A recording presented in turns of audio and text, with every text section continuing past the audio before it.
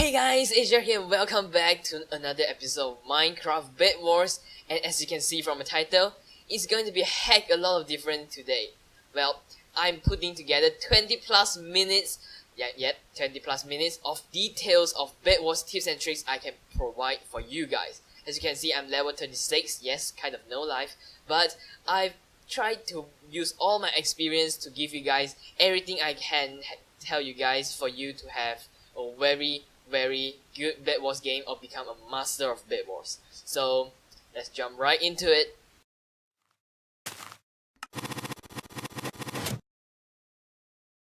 The simplest way of bridging is pressing backwards and sneak simultaneously. It is the simplest and slowest way of bridging. It took me 80 seconds to place down 100 blocks. If you sneak, press backwards and left or right, with the correct angle you can bridge much faster. This way, I placed down 100 blocks in just 60 seconds. After some practices, you can try speed bridging. Every 2 blocks, I unsneak and sneak back to increase my bridging speed. It overall increases my speed by about 10%. You can also try unsneak and sneak back after placing every block. I bridged 100 blocks in just 45 seconds. This could be very important when you are rushing places or islands in the early game, but you could also fall off very easily.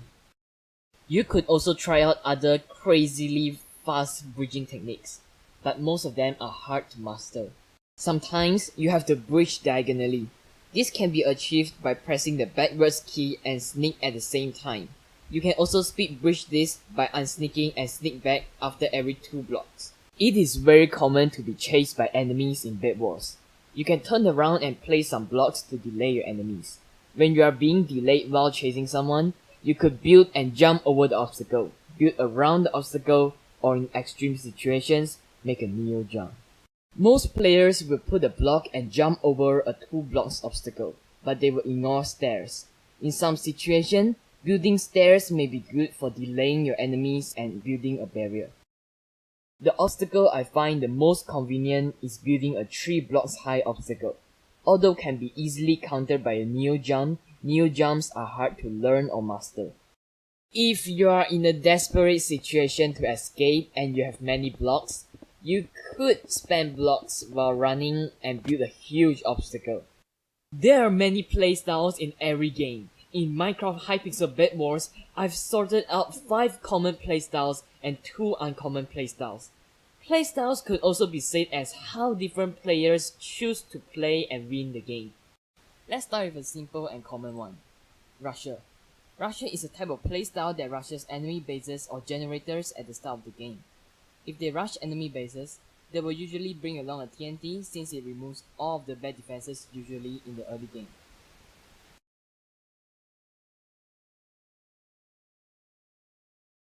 If you want to master being a rusher, you must master speed bridging. You must also remember the distance between islands in all the maps. You have to be aware of other people's defenses for the bed, so you can choose your tool to counter them. As a rusher, you should always bring a TNT with you. When you are invading enemies, one TNT could bring down a lot of defenses. Here, it brought down 1 layer of wool and 2 layers of wood. As a rusher, you should be always aware of your surrounding and have good reaction speed. You always need to know what you are going to do and what you are doing. In this case, I build up to prevent him from hitting me, and I go back down to hit him off the edge. He set up a trap by putting blocks in front to let me think that the bed is more in front. You have to be aware of your surroundings so you won't get tricked easily.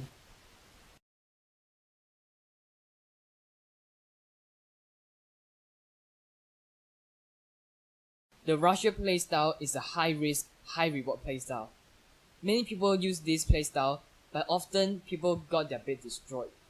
In this case, I sacrificed my bed to find out who is at my base. I was thinking that if white was at my base, then I would straight rush for white's bed. But luck wasn't on my side. Green was at my base. So I decided to fight white as soon as possible because my base and white's base are quite far apart.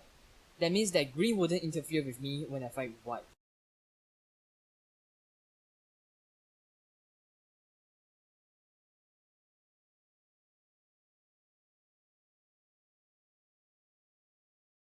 I knew from the moment I broke white's bed that the green is coming for me. Because green has not been passive this round at all, and after he broke my bed, he will come for white's base. I finished my match with white really quickly, and I tried to get the best weapon I can get. Overall, Russia is a very aggressive playstyle and fast paced. You have to have high reaction speed and know not only what you are doing but what others are doing.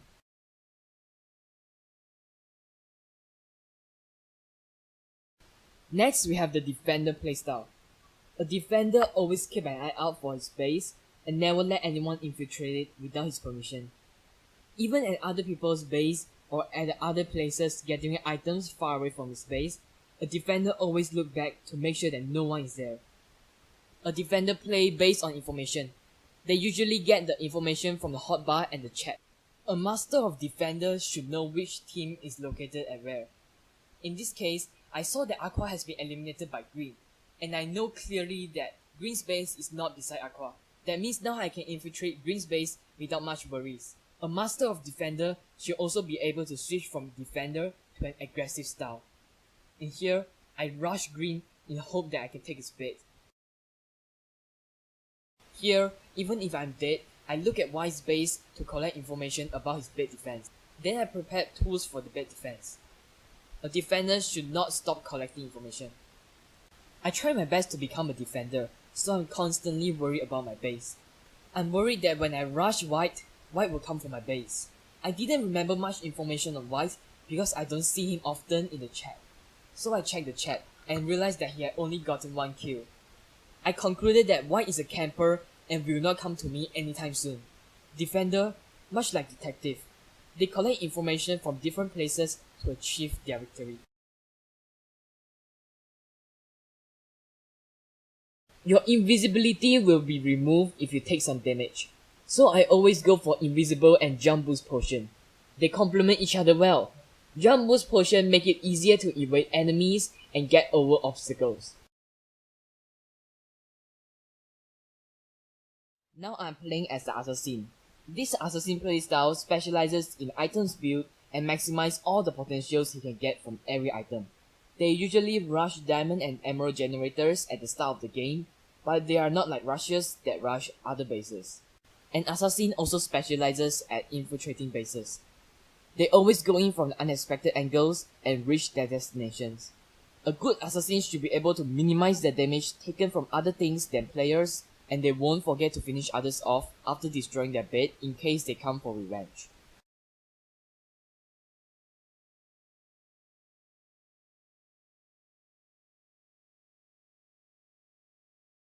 When I was infiltrating Blue's base, I saw that the Blue was at Red's base, so I took another road. Instead of destroying Blue's bed immediately, I went and get an ice fish before destroying his bed. This was because I was worried that if I had destroyed his bed earlier, then he wouldn't come for me and would go to my base for revenge. The ice fish definitely helped with the knockback, and this is what assassins should do. They make use of every item in the game. My bed was destroyed by Pink, so I chucked all 3 potions and rushed Pink. I know that I can win a 1-on-1 fight with him, so I just needed to take Pink's bed. In the entire match, I've only gotten 3 kills and all of them are final kills. This was because an assassin is good at destroying beds and cleaning enemies.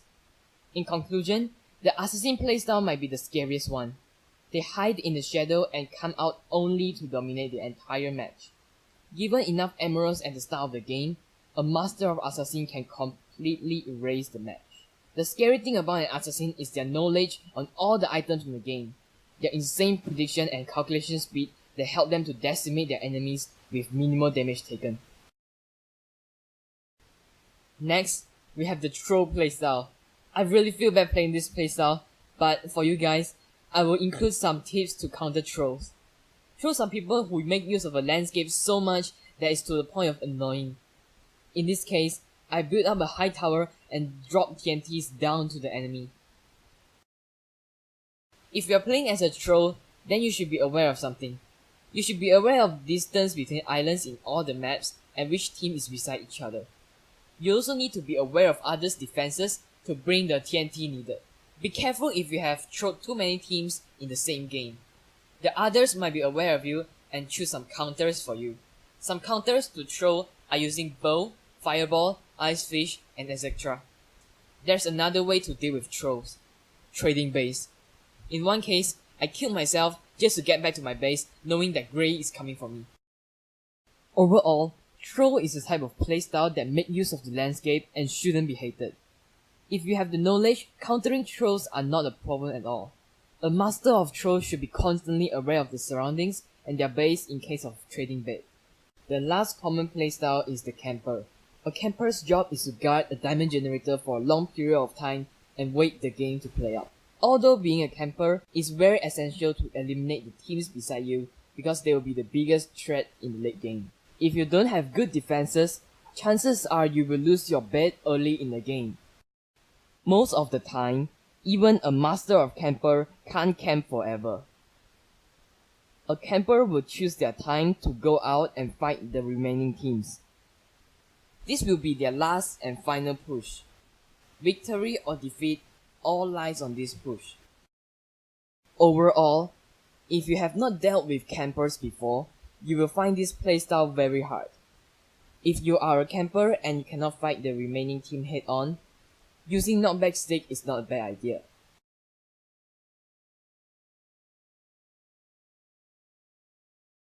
We have the playstyle that I like the most, Jack of all trades. These people have advanced ideas about all other playstyles and switch playstyle in the middle of the game. This could have devastating effect to either the enemies or the Jack of all trades. I started as a rusher and rushed pinks and greens bed. I then realized I have to be an assassin to eliminate others as soon as possible. This was because the team beside me, Aqua, is camping the diamond generator. If I don't end the match as soon as possible, then the Aqua will have a very strong foundation.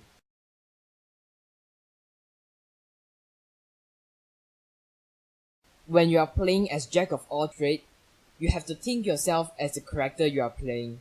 I thought of myself as an assassin, so I will have to eliminate the players in case they come for revenge. Knowing that it is still early game and the Aqua had not found too many diamonds, I decided to become a troll to have some fun. My victory was assured because Aqua didn't have good armor or bad defenses. If you are playing as this style, you need to have good decision making skills and know when to strike. A switch of playstyle in the middle of the game could change the match tremendously. Last but not least, we have the support playstyle. Support players have advanced ideas about all the playstyles and try to help their teammate as much as possible. A support player also make the most use of their teammate. At the point in the game, I realized from my tracking device at the top of my health bar that my teammate is coming close. I decided to make use of that and distract the enemies as much as possible. We went in with a combo and eliminated the enemies easily. A support player can also change their playstyles in the middle of a game. But unlike Jack of all trades that change playstyles according to enemies, a support player change their playstyles according to teammates. Knowing my teammates an assassin, I dropped items so my teammate could restock faster after respawning. A support player must have good coordinations and communications with their teammate. If not, it will be very hard to know what your teammate is doing. Here is a bad example of being a support. A support player should always keep an eye out for their teammate. I went in alone even though knowing my teammate is far away from me. My chances of survival was very low. A Neo jump and a golden apple allowed me to come back and eliminate white team, but there was overall a very risky fight. A support shouldn't risk like this casually. At last, there's only one enemy left. We basically already won the match. Support type players complement all playstyles, especially Jack of all trades. Keep in mind that this is just the way I play each playstyle. You can disagree with the details of the playstyles, but most of the information will not deviate too much. Next, I will be showing you guys the tips for you to master or counter a specific playstyle. The weakness of a rusher is awareness. Once you are aware of a rusher, it is not hard to counter them. There are mainly two ways of countering rushers. The first being rushing them. Rushers will try to go to your base as soon as possible, so they don't usually have a good defense. The second way of countering them is counter-rushing them. It is where you defend against a rusher and invade them after defending. As a rusher, you need to have awareness of what others are doing so you won't get countered easily. It is a very similar case for assassins. They have to get emeralds to get endgame gears, so they don't usually have good defenses in early game. If they manage to get obsidians, it is best to invade them when they are invading other bases. As an assassin, do not panic and run back to your base when your bed is destroyed. Stay calm and avoid fighting until you get good gears. You could also stay in the base of other eliminated teams and farm their forge. For campers and defenders, one of your choices is going in with everything you have before they go for your base. Due to campers' restriction to just diamonds and defenders having to take care of a base, they won't be able to get obsidians easily. Therefore, they won't have very strong defenses. Try to eliminate them as soon as possible. If not, they will have a very strong foundation. On the other side, for campers and defenders, you will need to try to hold out as long as possible and avoid attention.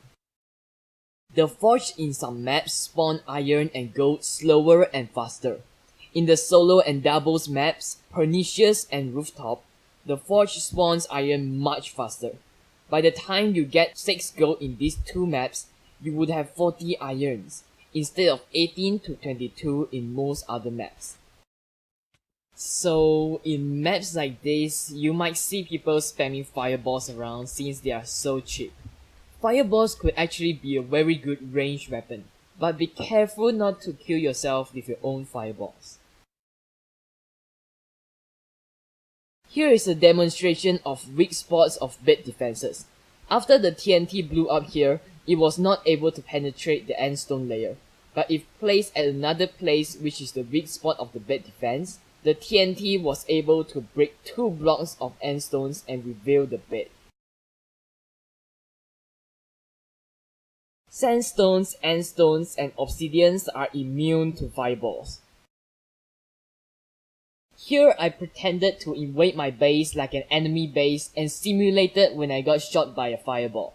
I survived because sandstones are immune to fireballs. When you are playing as troll in this map, be sure to carry sandstones with you, because it is very likely that enemies have fireballs since iron spawn very fast in this map. Suddenly, an enemy teleported in with an ender pearl and placed a TNT on my bed defenses. I know I have no chance in winning a melee fight with my low health and terrible armor, so I decided to place a TNT on my own bed defense in hope that it will work. When you are building with obsidians, you better not mess up your placements. Also, always keep your bed covered whenever possible. No matter what blocks you use, at least place something down to cover your bed. Not covering your bed at all will attract people's attention, especially in early games. When you are fighting against enemies with obsidian, your best bet will be killing them, covering yourself in endstone, then chip away at their obsidians. As a player with obsidian bed defenses, you should always store a pickaxe in your chest. If you are fast enough, then you can avoid losing your bed. But if you are slow, you can at least surprise attack the enemies, giving you a higher chance of defending against the enemies. No matter the situation, drinking a potion when you have the same effect will not stack or increase the duration of the effect. The forge in your base have 2 systems, the storage system and the instant currency system. No matter how many teammates are in the forge, everyone gets the same amount of currency at the same rate. That is the instant currency of your forge. You cannot share the instant currency with an enemy though. Knowing this, there are strategies where a team gives all resources to one person and get that person to have insane gears in the early game. A rusher usually needs a TNT since, well, it can pretty much destroy every bed defenses in the early game. My friend gave me all resources, and since we are sharing the instant currency, I can get a TNT almost twice as fast as someone else just sitting in the forge. Therefore, don't hesitate to enter a forge and sharing the instant currency system with a friend. You do not need to think about or worry that you are stealing your friend's resources. One side note is that you should always stand still in the middle of your forge. If not, you might miss out some resources if you are not in range of the instant currency. Next, we have the storage system. The items in the forge start stacking up when no one is there. Only the next single one person that enters will get everything the system stored. The maximum capacity for the storage system of a forge is 48 iron, 16 gold, and 2 emeralds if you have emerald forge. So let's start simple with bed defenses. First thing first, do not randomly build blocks around, because for an experienced player or for TNT, it's very easy to find out the weakness of a bed defense. So do not randomly place blocks around. So next thing, we have these two let's say bed defenses that both use 16 oak planks, but it's very clear the weakness of this defense is all these blocks right here. Breaking them can reach the bed, and it's also very clear that the bed weakness of this defense is right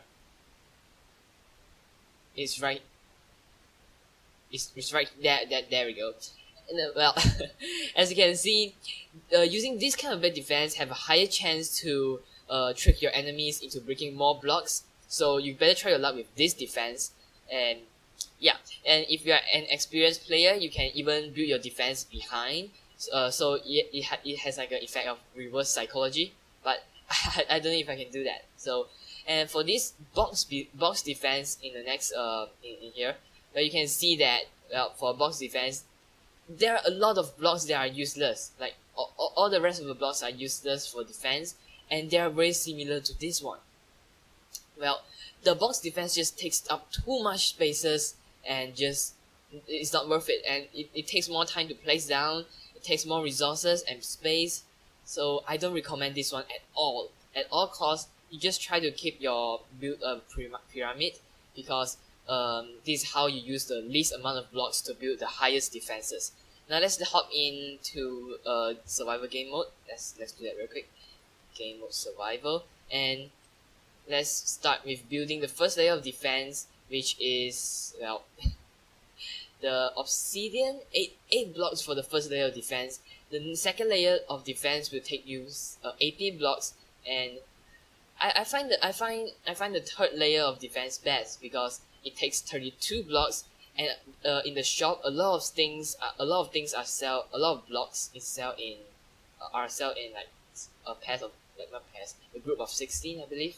So I like the third layer, but I find the fourth layer of defense very, very useless and meaningless. I guess it's kind of extra, and it's even helping your enemies to break in. I'll explain it very quick after I finish this. Okay, building a pyramid like this is how you use the least amount of blocks to make the best defense possible. So it's very useful to build like a pyramid like this. And let me do this real quick. For this kind of pyramid bed defenses, 4 layers of bed defenses, people can break in from one side, and they can hide themselves. Like, let me go to Game Mode Spectator for your reference. Right here, you can see no difference at all. Like there's no difference in the bed defense. And if you are doing 3 layers of bed defenses, which I prefer the most, is when I dig in, let's say, a direction from here, and I try to hide myself, it's very obvious that, like, when I go to spectator mode, it's very obvious that someone is in there. Like, the structure of the building has been changed.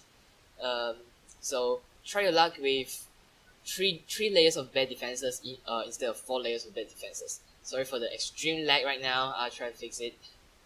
Okay, let me render distance. Okay, I cannot fix it. Dang it. Okay, now let's go into creative game mode. Good lord, what's wrong with my chart?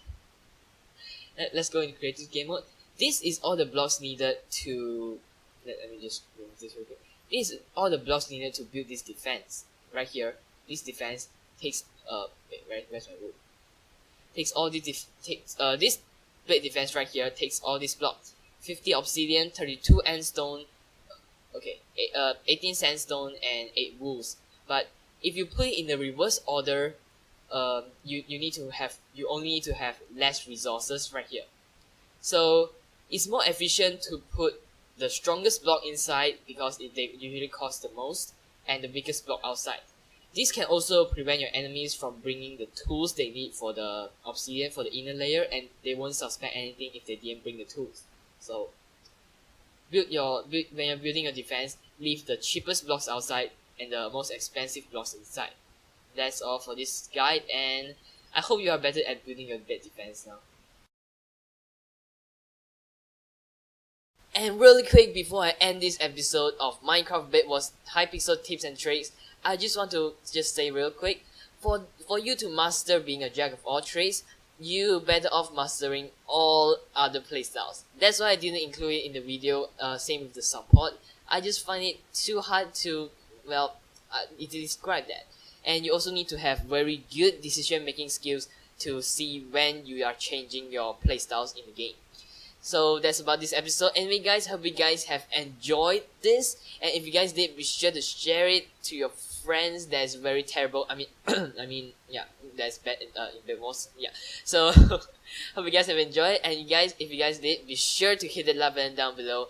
And I guess that's all from me. If you really want a detailed information or detailed tips and tricks guide from me, like example, if you are an assassin style, well, just tell me in the comments down below, and I will try my best to make a detailed guide. So that's all about, well, these tips and tricks video. I hope you guys have enjoyed. I'm sorry it took quite long. I've had this idea about 2 months ago, and so hope you guys have enjoyed. See ya. Take care. Bye.